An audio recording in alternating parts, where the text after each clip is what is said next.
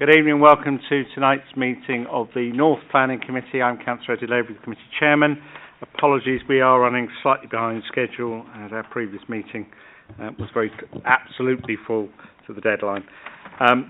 I will do the usual administration, then I'll run through the running order of the meeting. Can I have apologies for absence first, please? We've had no apologies. Thank you. Any declarations of interest? Can I just confirm there are 2 ward councillors in the room? Any declarations of interest down there? No, thank you very much. Minutes of our meeting, 18th September in the bundle. Can I take those as agreed? Thank you. The agenda we're considering tonight is all in part 1 and all in public. There are 3 petition items and there's 1 non-petition item. This meeting is on the Council's YouTube website. All of us who are sitting around this table are currently visible. The audience isn't unless, of course, you come to the table to speak when you will be on the recording. Can I please ask that everyone who speaks uses their microphone, because otherwise it doesn't come out on the recording.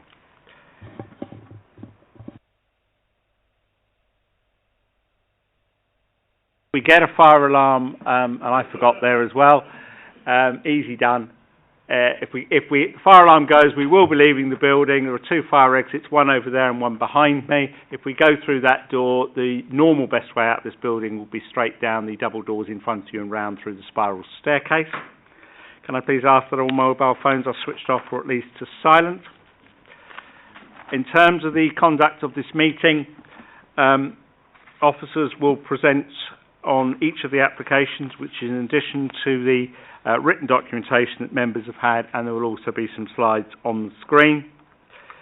In terms of petitions, the rights to address this committee are set out in the Council's constitution, are summarised in the committee papers, and I will briefly go over them now.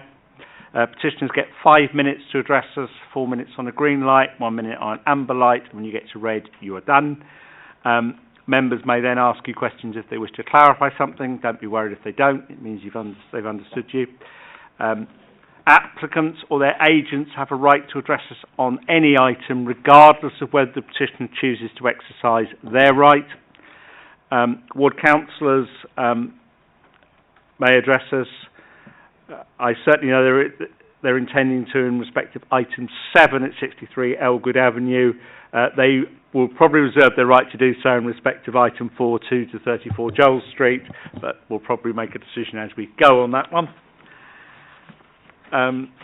There are feedback forms, orange forms down there for Democratic Services, who always welcome feedback on how things are done. So if you wish to complete one of those, please be my guest. In terms of voting members of committee tonight, I only get a vote if nobody else can make their mind up, basically, because they get a tie.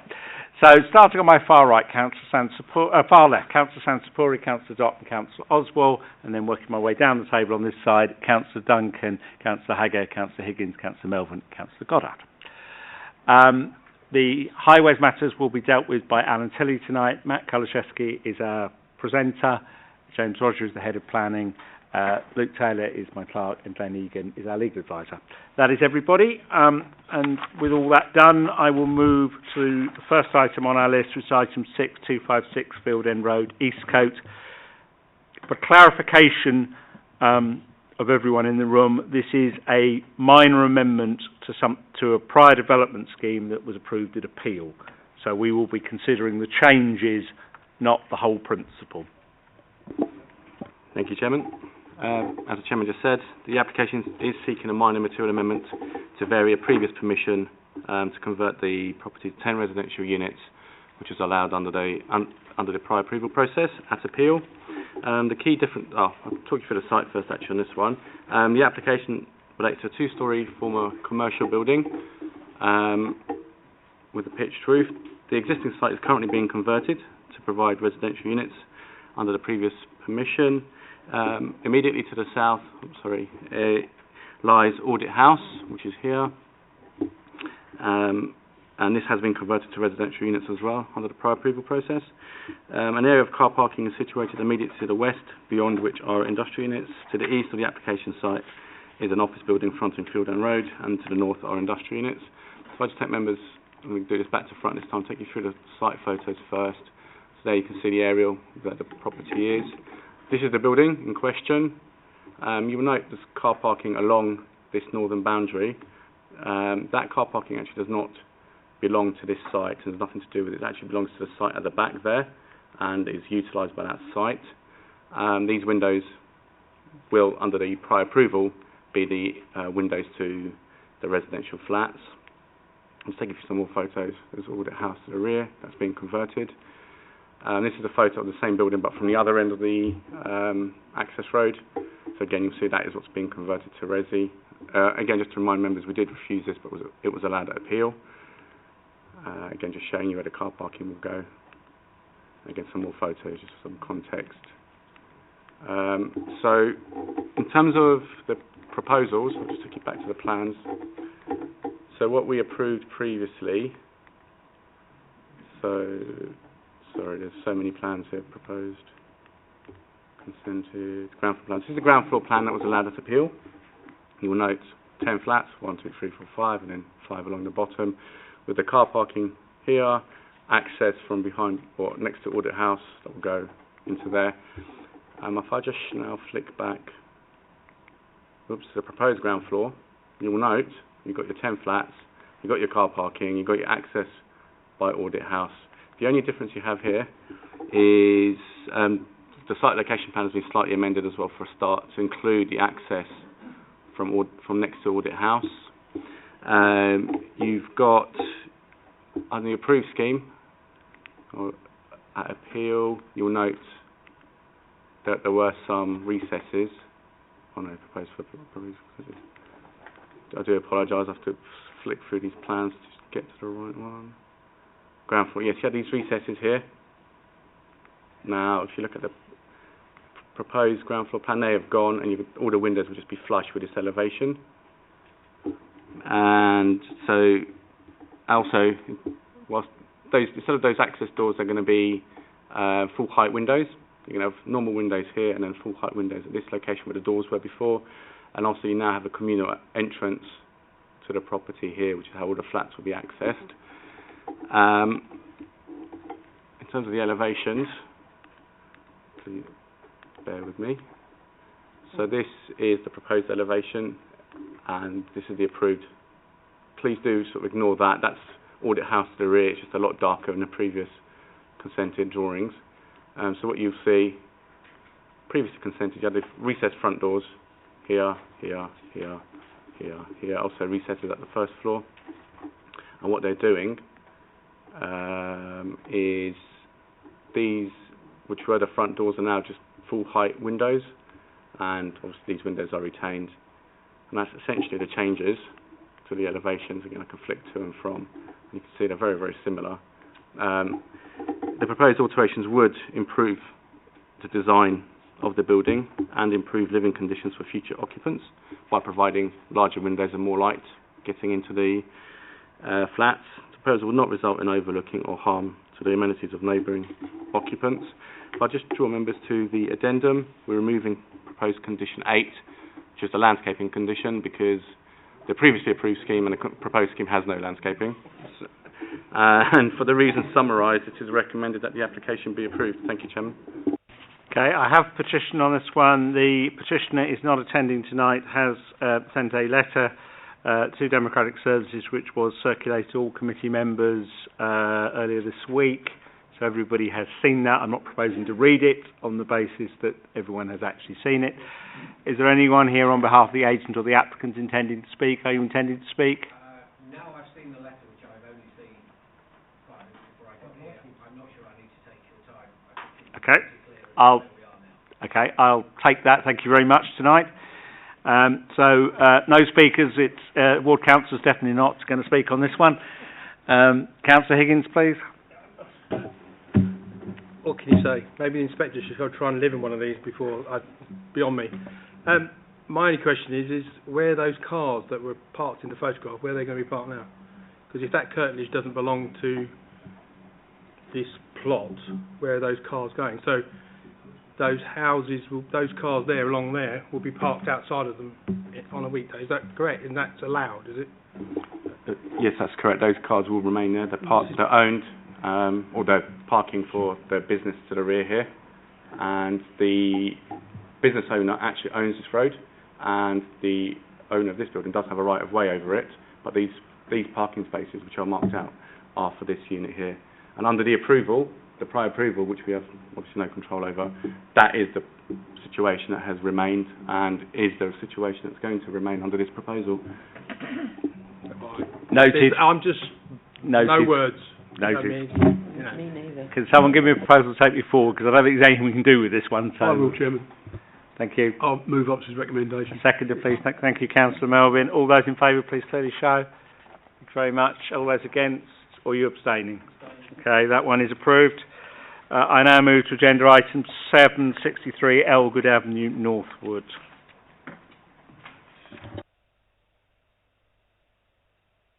Thank you, Chairman.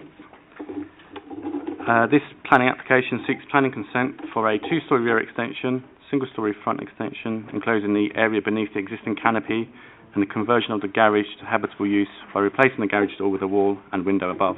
The proposal also includes alterations to the front elevation by raising the eaves height of the existing roof, the existing front projection to match the existing dwelling, and setting this beneath a smaller hipped roof. It is also proposed to convert the roof space to habitable use to include raising the height, a rear dormer and 6 roof lights. I'll just take members through the slides.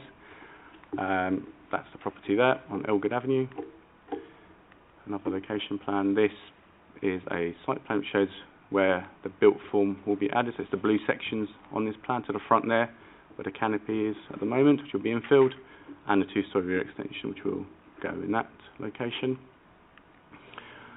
Existing plans, existing elevations. The proposed site plan shows you the proposed layout with the front garden. Just for reference, the front garden, the landscaping actually does equate to approximately 31% of the front garden, I believe. These are the proposed roof plan. I'll take them. This is the proposed front and rear elevations and side elevations. You will see on your plans that the dotted line here represents, and it's not quite so visible on here, but it is in the plans pack as well. This is the existing house there to that point and to there. So that is the extension there, and a sort of front gable. So as you can see, what they're adding, the front of the house, the front elevation remains pretty much the same. They're infilling this canopy, and they're adding a first floor. So I just show members. This is a proposed existing street scene there and proposed street scene. So what members will see is this is currently a gabled property. Either side you've got properties with pitched hipped roofs. This is the one in the middle with a gable, so if anything it's the one that sticks out. And what they're proposing to do, as you can see, there already is a first floor window here. They're just going to extend that up. They're going to get rid of the gable ends and increase the ridge height of the roof slightly. So if anything, I mean, the officers view that that's actually more in keeping, if you like, with the pitched hipped roofs and the gable ends. I'll get to that slide in a minute. I'll take you through some of the photos. Just the existing house. That's the canopy there that will be infilled.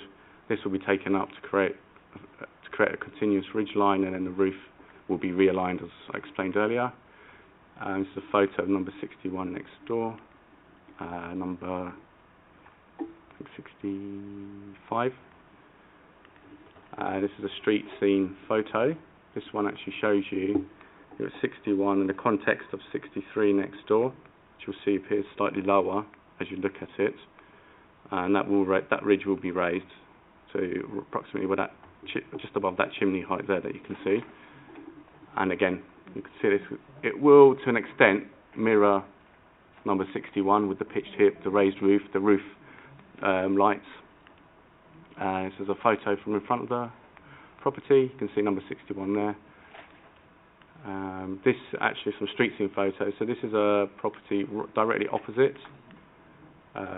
Again, it's just more photos of number 63, the application site. To give you some context, there's a neighbouring property there, number 61 again, and some more street scene photos to give you just some context. And this is the house that's directly opposite number 63, just to show you again what's in the street and what kind of development there is. If I just talk you through, it's proposed to erect a part 2-storey, part single-storey rear extension across the whole width of the dwelling. The single-storey element would measure 4 metres in depth with a flat roof of 3 metres in height. Let me just take you back to the proposed drawings. I think that might be a little bit better.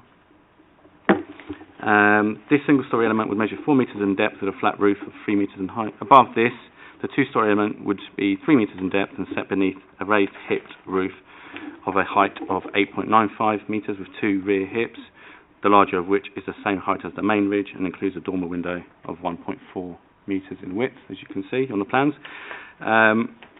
So the dormer would be 1.4 metres in width, 1.4 metres in depth, and a flat roof with a height of 1.65 metres. The smaller hip is set down 0.6 metres from the main roof line. The proposed plans indicate that the proposed extension would not compromise a 45-degree line of sight from adjacent properties, and the proposal would comply with HDAS. We did receive some comments from the GRA post the publication of the agenda, and we have looked into the issue, one of the issues raised, to the impact on the 45-degree line from number 63. I've actually managed to find an approved plan from the layout of number 61. Sorry, the window that GRA say would be breached, and it in itself would be breached, is this window here. As you can see, it's a window to a living room. This room actually does have 4 separate windows to it. So it's got this rear window, which is the one that would be compromised slightly. It's got a full height window here, which is unobscured, full height window here, and a full large window to the front there.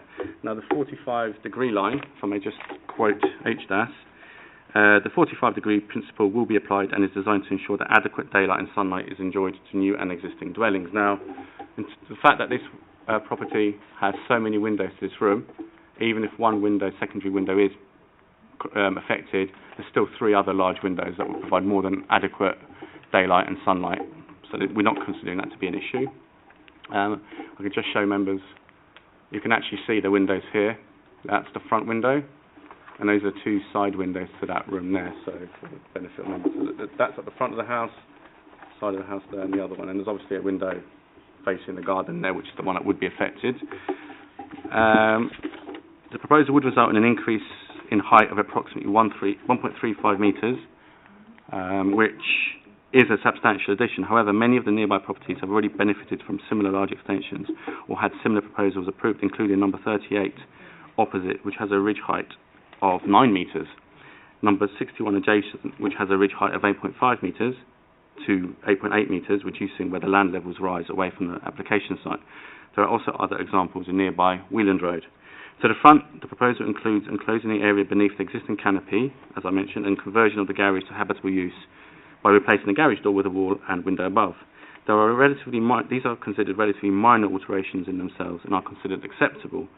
It is also proposed to raise the eaves height of the existing front projection by 0.8 metres, so that's the bit above the garage.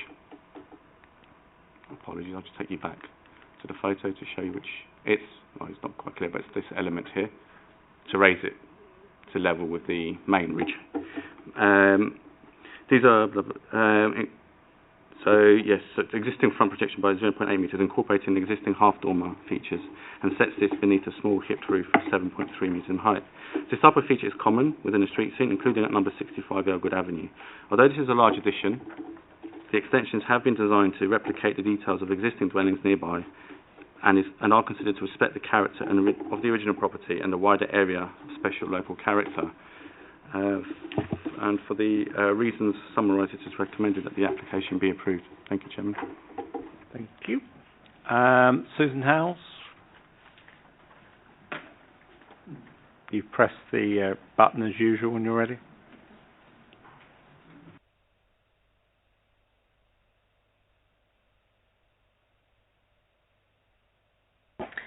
Good evening. I'm speaking on behalf of Gatehill Residents Association. The Gatehill estate is designated an area of special local character. It is therefore a surprise that the officer report does not contain a comment from the conservation officer, as multiple changes to the front of the property are being proposed as well as the rear. We counted 7 changes to the front, including the removal of the feature hanging tiles, open porch swallowed up into the main house, change of main roof shape from gable to hipped, enlargement and change of roof shape of first floor dormer, conversion of garage to habitable room, and raising the height of the ridge by 56%. Whilst each one on its own might not have much effect on the character of the house, when they are all combined together, the house will be transformed into something completely different. This is contrary to policy, which states that alterations and extensions to the front of a house must be minor and not alter the overall appearance of the house. The officer report acknowledges that there are many other planning policies which this application does not comply with, and has compared these plans with nearby extensions, which is misleading and inappropriate. The circumstances for number 38 and 61's extensions are completely different to this proposal, and as you are aware, there are no precedents in planning, and each application should be considered on its own merits. Raising the ridge height is, as stated in the report, contrary to policy. Our main objection to this application is the proposed raising of the roof height by 1.35 metres, an increase in height of 56%, and the consequences that this brings. The first handout, which is applicant's drawing 1007, demonstrates the effect of the bulky new roof structure, which creates an extension which is quite clearly not subordinate to the original house from any angle. The area shaded in grey is the original house, and the area highlighted in yellow is the proposed addition. 95% of the width of the plot is currently filled with a 2-storey building. This is built to the boundary on one side and only 1 metre from the other side boundary. The proposed increase in height, mass and bulk will create a cramped building, overwhelming its own plot size and dominating the adjacent properties, number 65 in particular. The second handout from Google Earth shows that the road gently slopes from the corner property number 61 to number 65 at the end of the cul-de-sac. You can see from the photo that the roof heights reflect this change in levels and create a stepped down pattern. You can see that the scale of the proposal would swamp the neighbour lower down at number 65 and be overbearing. From the third handout, you can see that building anything above single storey along the boundary with adjacent neighbour number 61 would compromise the 45-degree line and deprive the sitting room of natural light and sunlight. The proposed 3-storey brick wall built right to the boundary would be overbearing and dominant for the neighbours using their patio, as sunlight from the southerly direction will be completely blocked. The officer states that the extension would not compromise a 45-degree line of sight from the first floor window, but this ignores that they will be severely compromised on the ground floor. Standard Informative 4, attached to all planning consents, states that planning permission is not valid for a development which results in any form of encroachment. If you would look at handout 1 again, you will see in the top drawings that the architect has drawn up plans which mark the side boundaries and shows the clear intention for part of the roof and eaves to overhang the neighbouring property. The proposed roof plan, drawing 1006, shows that the entire left-hand side of the new roof will overhang the neighbour's property. How can you possibly consent to this deliberate encroachment? So we ask you to refuse this application because 1. The cumulative effect of the proposals will completely change the appearance of the original house. 2. The extensions are not subordinate. 3. The raising of the ridge height would create an unacceptable increase in scale, mass and bulk, forming a dominant structure, breaking down the overall street pattern.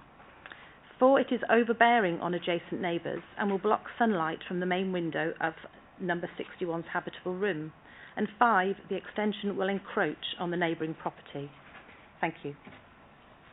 Do members have any questions? No.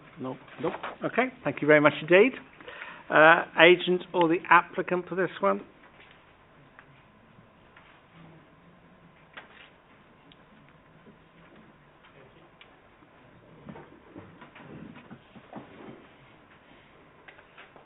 You press the button, yeah. Okay. Good evening, Mr. Chairman, Mr. Vice Chairman, members and officers.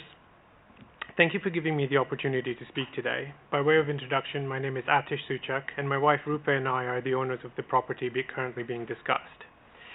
First and foremost, the Planning Office have been very thorough, rigorous, and objective in their assessment of our planning proposal and have very clearly addressed the concerns raised by the petitioners in the officer's report.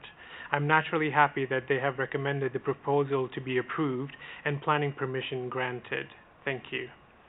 My elderly parents and children live with us, and we're looking to make modest and proportionate changes that would allow us to increase living space to accommodate 3 generations and suit our current and future needs.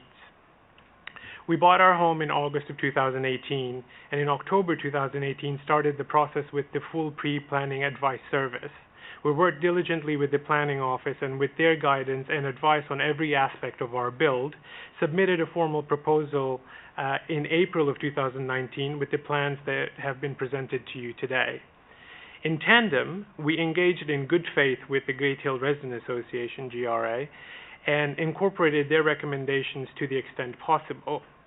We're led to believe that aside from the ridge height, the GRA were comfortable with the other aspects of our plans. As such, I'm surprised and disappointed to see the numerous objections raised, some as recent as a couple of days ago.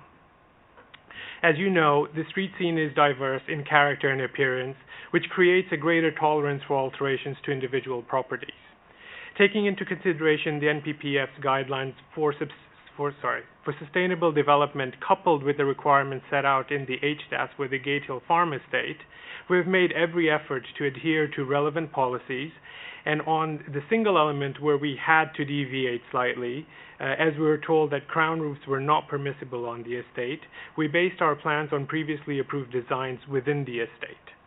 Many of the nearby properties have already benefited from similar large extensions, similar to number 61 with its very large extension and crown roof, and increases in ridge height, and similar proposals have been approved. So I understand that there's no precedent in planning, but there is a precedent here.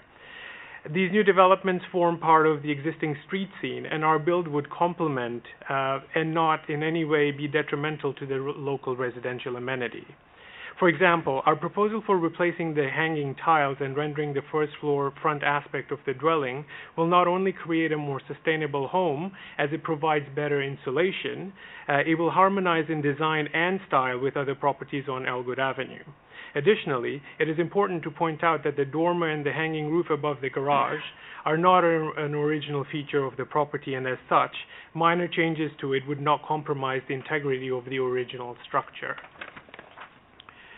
To address a few concerns raised by the GRA, and as outlined in the office's report, our development does not compromise a 45-degree angle of sight taken from the midpoint of the nearest first floor window of neighboring properties and complies with HDAS. With respect to the single-story recessed extension referred to by Ms. Howells, this entire extended structure sits diagonally to the front right of our front wall and does not extend into the rear garden of number 61. As you saw from one of the photos, this is clearly shown. In looking at the planning history, as Matt explained, for number 61, it appears that the single-story side element was constructed under permitted rights and the certificate was granted.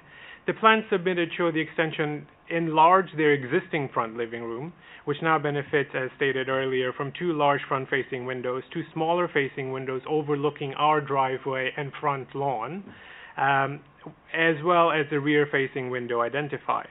As such, we believe our build doesn't present any additional material loss of residential amenity, given that the structure benefits from 3 to 4 additional windows, which are not obscured. To the contrary, I would argue that because we are proposing changing the gable roof into a hipped roof, it will actually provide more light to the single-story extension.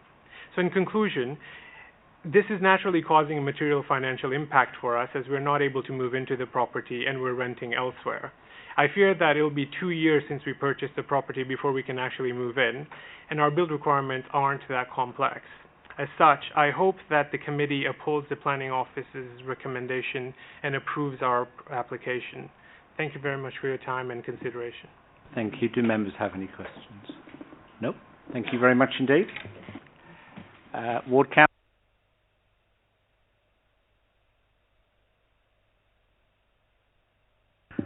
was hoping to get away with one.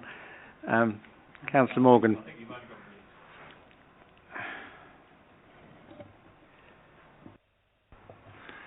Thank you very much, Mr. Chairman, members of the committee.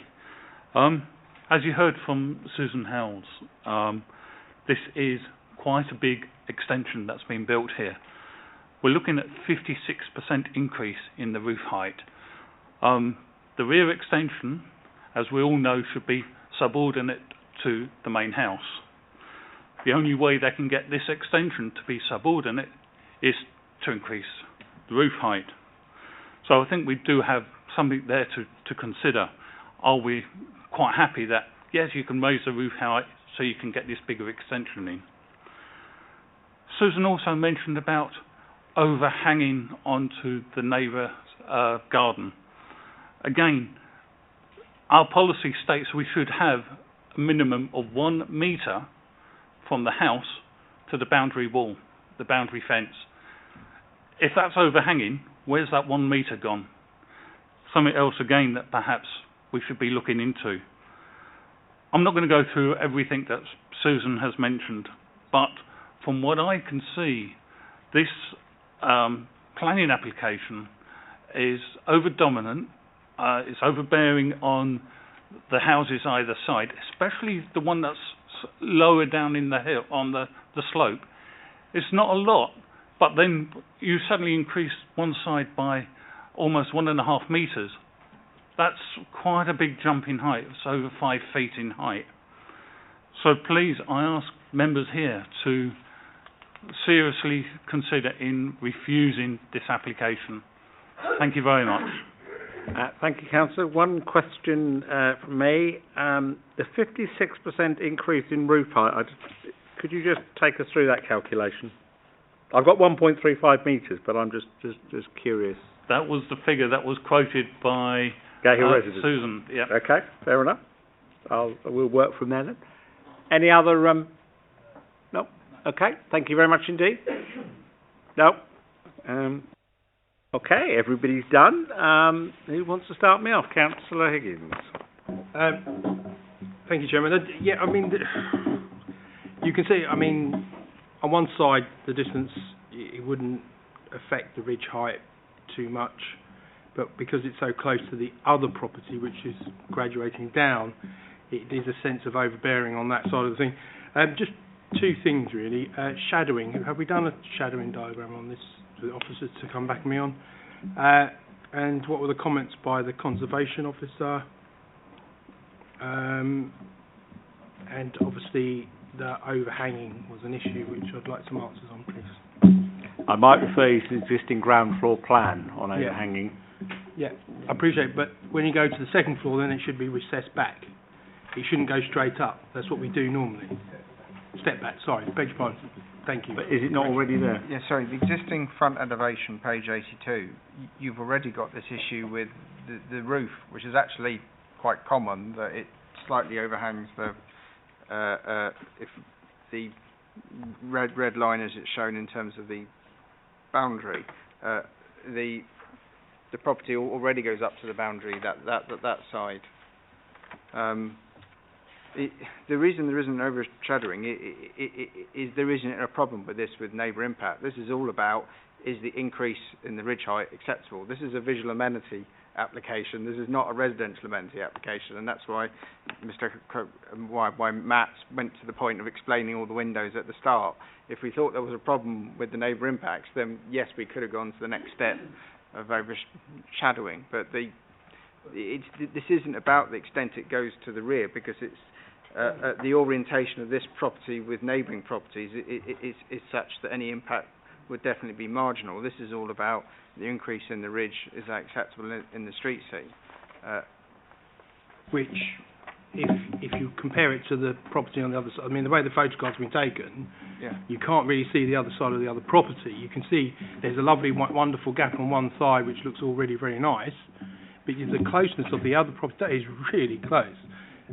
I don't have a problem about the going backwards. I have a problem with that if you're going to reconfigure the building with a new roof, then I have a problem with the first floor to that on the other side to be set back slightly. And I would believe, and even if it wasn't set back, it would be overdevelopment. It would be over dominant, and bulk of that side of the property would be an issue for me. That's my opinion. Other members of the committee might feel different than that, but that is my problem with this.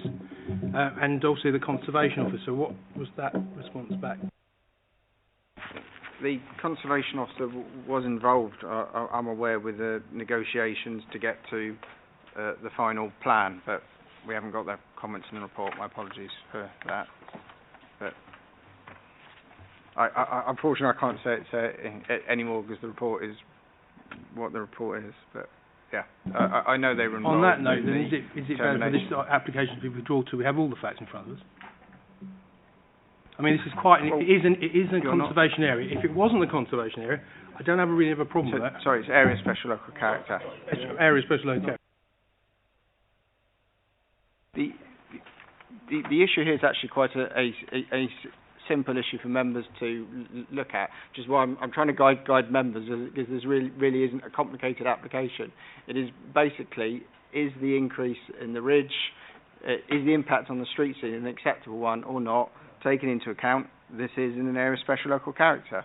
I'm not sure officers kind of adding to this report and bringing it back is going to help you in any way. Well, I mean, has the conservation officer made any information available to you, or not, or is has she done what she's meant to do, or are we saying that she didn't even produce it for this?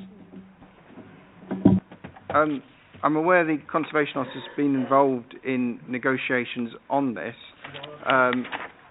but the point I'm trying to make is that I'm not sure it's going to help you if me taking this report away and coming back and the conservation officer including comments that say no objection at the bottom. The issue here is really about the impact on the street. Sorry, through you, Chairman. Sorry, James, to interrupt you. I don't have an issue, but here we go again with reports. The report has to be complete for us as members to make full thing. I don't mind if you draw it up on the computer now and says that she says no objection. I'll be happy. But the other way is can I draw us back in, please, a little bit? I think we're getting sidetracked. If I get, at the end of the day, if members are happy with this in all other respects, and I get confirmation the conservation officer didn't object, then it's good to go.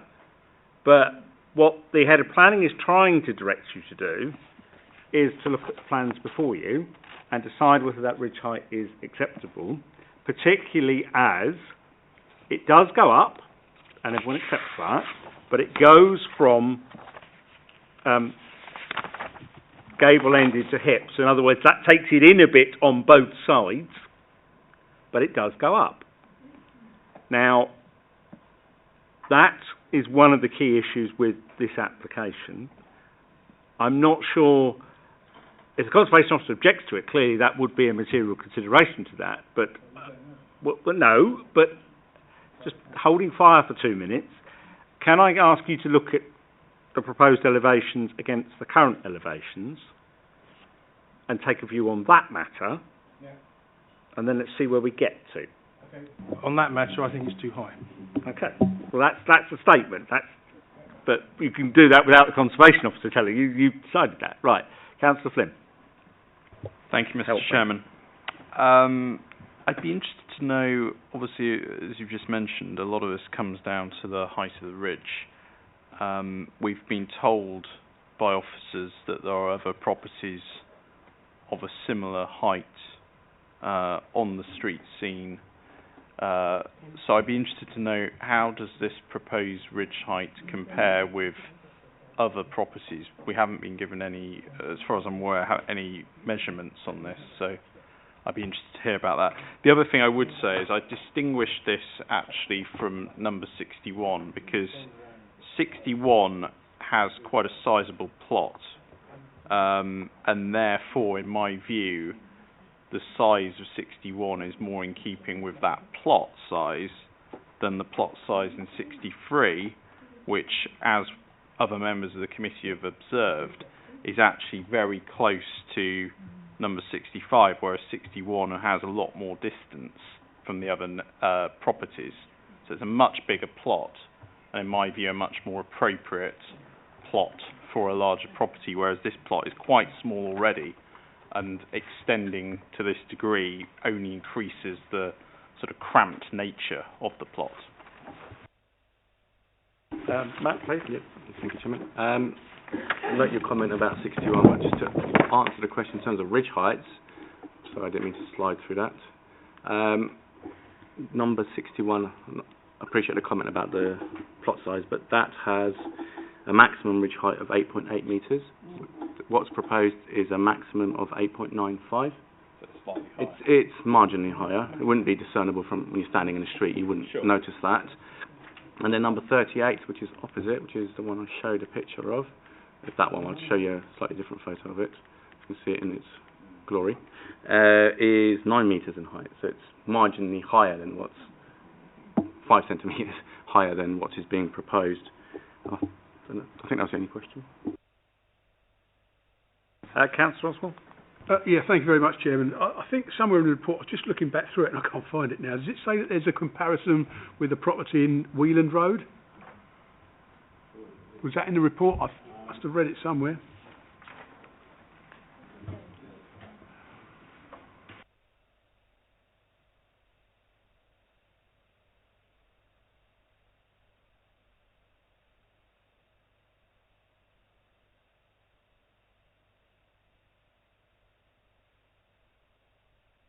I can't see it quickly, but that doesn't mean it's not there. Oh, hang on. Yes, you're right. Page 27, bottom of. It's where the officers are talking about the ridge heights, and they're saying there are similar other examples in Wheeland Road.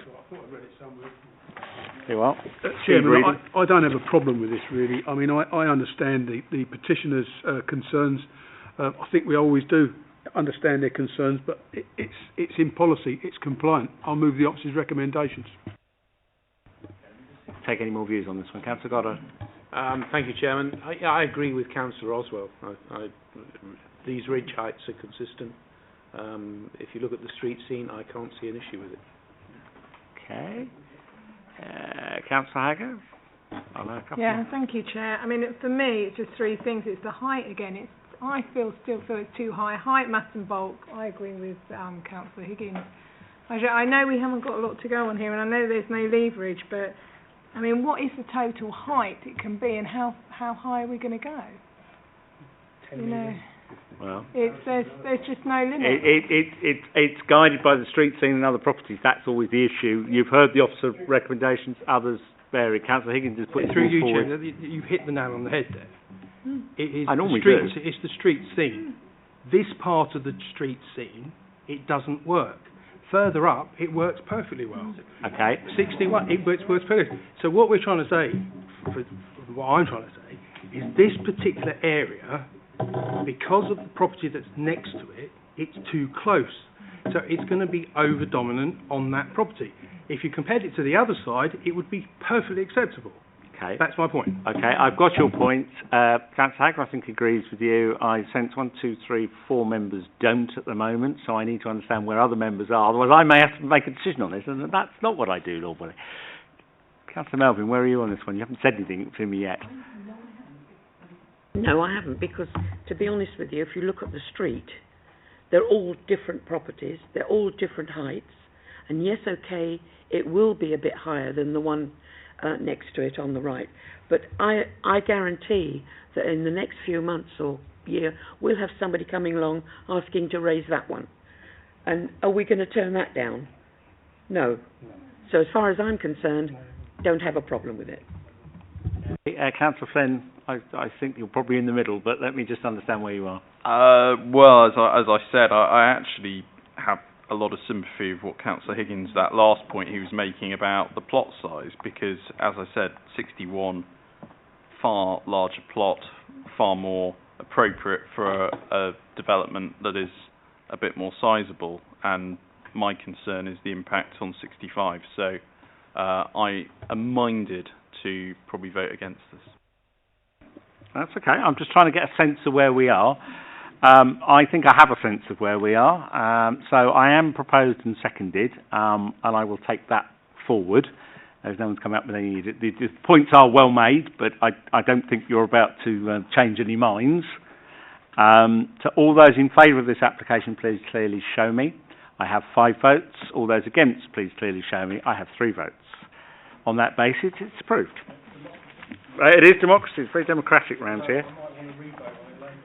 You will not have a revote. We don't. This is not Brexit, as you well know. Right. I move to agenda item 8, the rear of 2 to 34 Joel Street, Northwood, which I think is a slightly simpler application.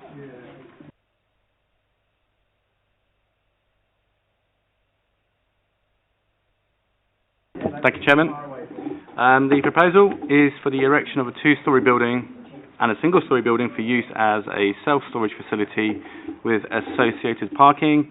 The single-storey building comprises 2 storage units and will replace the existing container in the northwest corner. The 2-storey building comprises 8 storage units and would sit along the southern boundary of the triangular courtyard adjacent to the single-storey building forming part of 22 Joel Street. I'll just take members through the slides. You've got the site here, which is actually in the service yard for the shops on Joel Street and Pinner Road. So what they're proposing to do, they've got some containers in there at the moment, in effect to build these 2 buildings to provide, I think it's 10 storage units.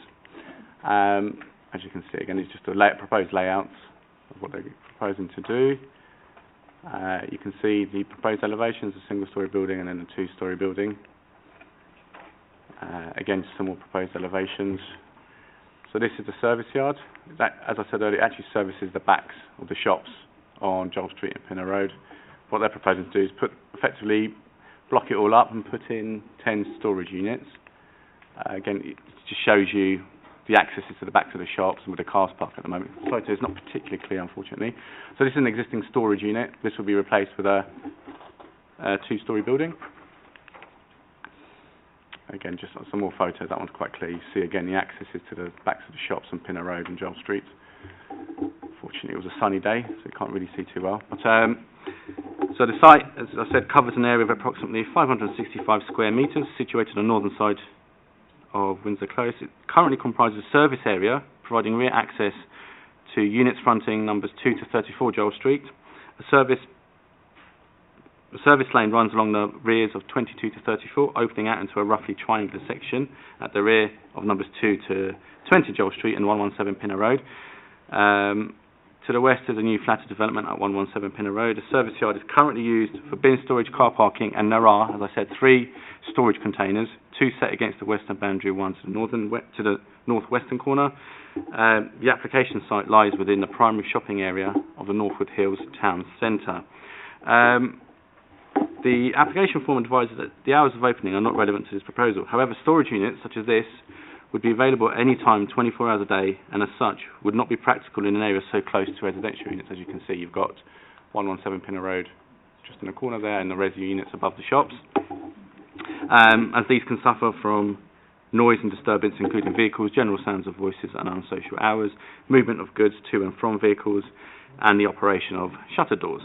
Although this service yard currently serves the existing retail units, the general noise impact would be controlled by the operational hours of the shops.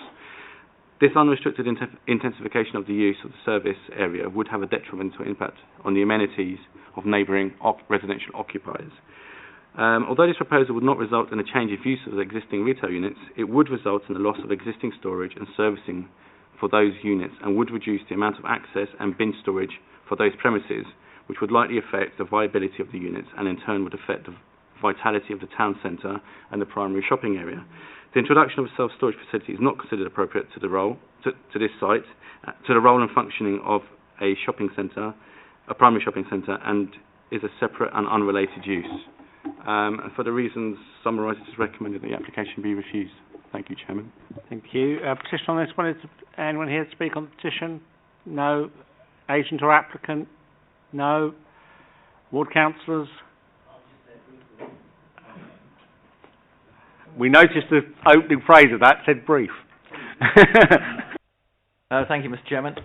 Well, obviously we're delighted with the proposed refusal, so I'll keep it short. I mean, I think the overwhelming point here is that this is a service road and it's for the shops.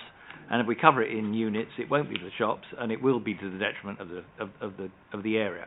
Northwood Hills has undergone a renaissance over the last few years. Remarkably, in a time when retail is incredibly depressed, Northwood Hills, I think, has one empty unit. So it has maintained its level of activity. A lot of new people have gone in there, and the last thing we want to do is upset that balance. Equally, the last thing we want to see are lots of trucks and what have you having to park on Joel Street itself because they can no longer get round the back.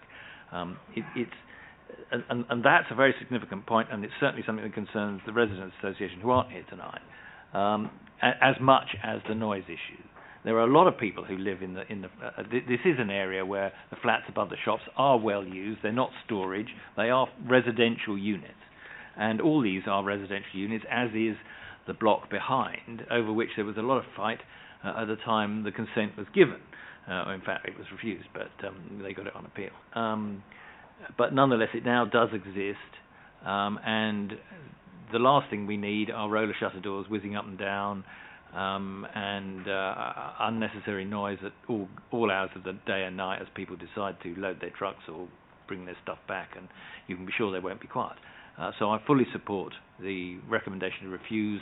I'm delighted the officers have had the wisdom to move it in that direction, and that's all I need to say. Thank you. Thank you. Do members have any questions? I'm not anticipating any questions, but no. Go on, Councillor.